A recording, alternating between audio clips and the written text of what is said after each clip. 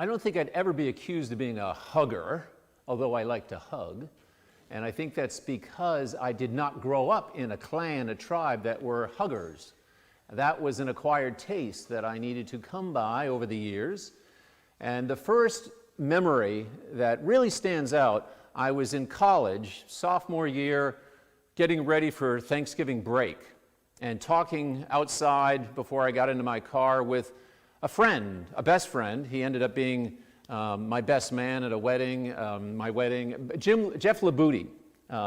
Maybe he's going to get a call after this. But Jeff Labuti was his name, and I try and stay in touch with him. And maybe because, no stereotyping, but maybe because he was from an Italian family, that this came more naturally to him than it did to me. But as we were saying goodbye, in those final words, he stepped forward to me and hugged me. And I went, oh. And I didn't know what to do, and got over it and thought about it later. And I think that was the moment I resolved to say, I'm going to become a hugger. And I'm going to start with my family.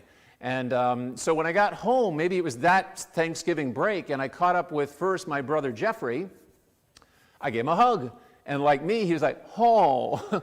And he didn't know quite what to do with that. And by the way, little sidebar, I looked up, oddly enough, if there is, because there always seems to be, a national day for hugging. Turns out it's my brother's birthday, January 21st, National Day of Hugging. So it went from Jeffrey to older brother Craig, and he too kind of eventually warmed up to it, which then transferred to our father, who dyed in the wool Yankee. You don't hug. You know, you don't even say I love you, but you know that you're loved somehow, but without all that. But it got to the point down the road that I could not leave my dad's presence after a visit without him saying, where's my hug? And I went, wow, we have come a long way in the Clark family. So then fast forward another few years beyond that first encounter with Jeff Labuti, I'm now a graduate student, and I hit a low. I was in this place. I'd had a dream, oddly enough, that just compounded a feeling within me that I was completely lacking in integrity, that I was not trustworthy, that I was perpetually concerned only about myself, and I was really in a funk. And I went to a friend and was spilling my guts about this and just sort of sharing that I was in this really dark place, which was rare, and he gave me a hug. And again, I didn't see that coming, but in that moment, a transformation happened, and I've never really been able to talk about it or describe it in a way that made sense until I heard these words from the 14th century Sufi mystic poet Rumi, who said, his quote, and then I'll draw from it, we are not a drop in the ocean, we are the entire ocean in a drop. When my friend hugged me, I went from being this small, lonely, self-loathing drop, and all at once, I knew that I was actually this entire ocean of goodness, of cheer, of spirit, and that all of that was me as a drop. That was all within me. And I have to say that, and I remember saying it at the time, that I have never felt closer to the kingdom of God. I don't think I used those words, but those are, I'm drawing from this gospel this morning, where Jesus tells this young man, if you do these various things, and he repeats back that those are the things I wish to do, and he said, you're coming very close. In that moment, for me, actually the picture that I felt like, it was weird, I wasn't even really at that point a divinity school student, but this feeling of being in the most holy cathedral I had ever stepped into is where I felt, and there was just this vast sense of, and thank you Rumi, of feeling that there was this entire ocean that I was waking up to that was me as this drop. So this man is approaching Jesus, and we hear that throughout this short little snippet, it ends with Jesus saying, well, you are not far from the kingdom of heaven. Starting at the beginning, my sense is he's approaching Jesus because even though he hasn't articulated it, and maybe you haven't either, maybe I haven't, is that I think we're always trying to find that place, wherever it may be, where we arrive. And call it the kingdom of God, call it whatever you want, but it's that place that there's some memory within us that keeps us hungry for it. Can we one day arrive at a place where, yes, we feel within us the entire ocean, even though, we're just this drop, and knowing that that truth within us brings us to a place that is pretty darn close to the kingdom of God. So he says to the young man, well, try this. Without reserve, begin to just pour forth the ocean within you of generosity, of love, of grace, dig deep, and you will find that you can't reach far enough down with your capacity to love the Lord your God with all your heart, with all your mind, with all your strength, with all your soul. Start that, prime the pump, get that rolling. Because it is with, and shower it to everyone around you, every occasion you get. That's not as easy as just sitting quietly and praising and whatever form it takes to love the Lord your God with all your mind, heart, soul, and spirit. For me, that's worship. Get on your knees and then just say, thank you, thank you, thank you, thank you. Pray. So we prime the pump, and then in that wonderful generosity of spirit, you begin to shower people in your life. And it's a little more challenging because there are people in your life that will challenge your ability to love them.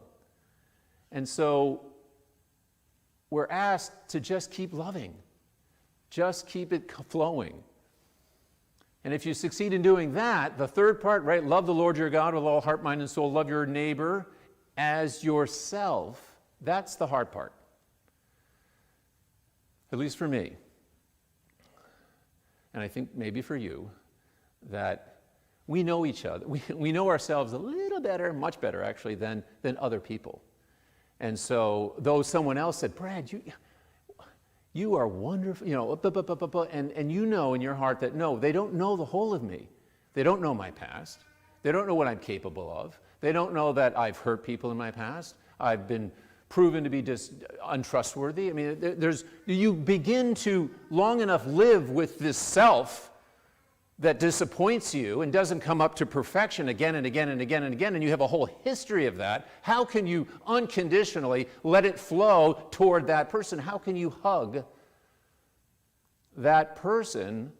In some cases, that person you want to get away from.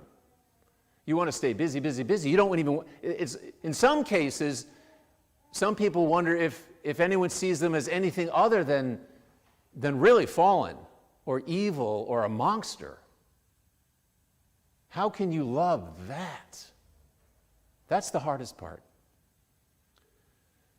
So this past week, I guess I'm not sure if I'm supposed to be ashamed about this or not, but I was looking at TikTok.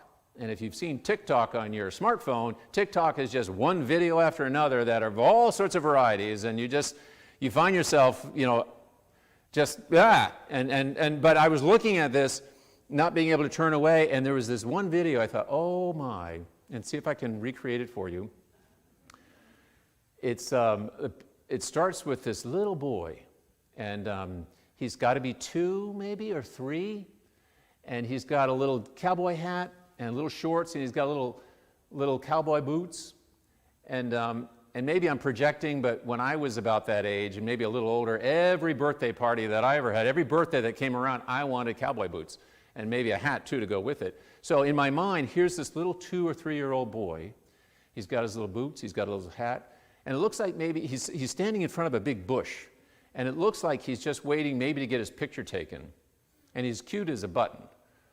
And then you, as observers, see that around the side of this bush comes, I would say, a man who's maybe 6 times taller than this little boy, and he's robed in some nondescript kind of like sheet or blanket, and over his head is an ugly pale green mask. And in his hand is a knife. And I'm thinking, whoa, no, this kid is gonna freak out. Why would you, is this a father or an uncle or someone who's got just a bad, sick sense of humor? He's coming around the corner, and this is not gonna go well. This kid's gonna flee for his life. He's gonna melt down.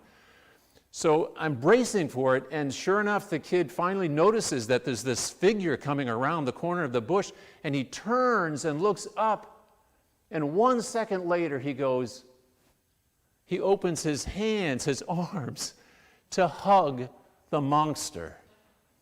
And the monster drops immediately down to a knee and hugs the little boy. And I think, oh.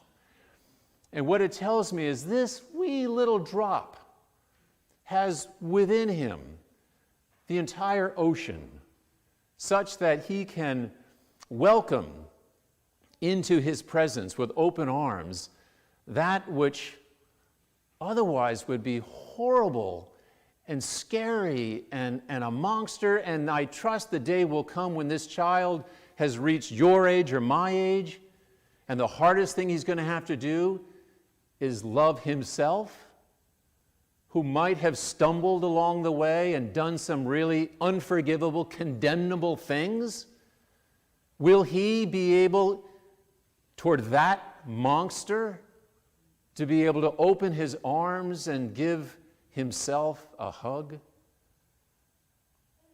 and cause